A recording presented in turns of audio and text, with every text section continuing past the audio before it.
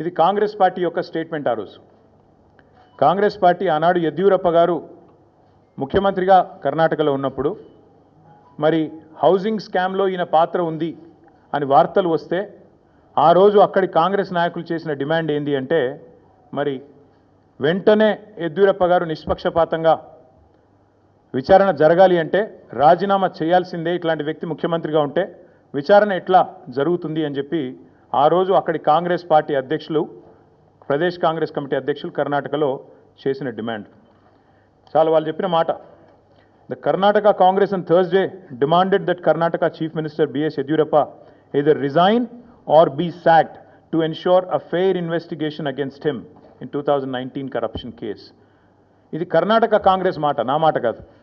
ఒక విచారణ ఎదుర్కోవాల్సి వస్తే ముఖ్యమంత్రి గారు ఈదర్ ఈ షుడ్ రిజైన్ వాలంటరీలీ, స్వచ్ఛందంగా తప్పుకోవాలి, లేదా ఆయనను అర్జెంటుగా తొలగిస్తేనే నిష్పక్షపాతమైన ఎంక్వైరీ జరుగుతుంది అనే మాట వారు చెప్పిన మాట.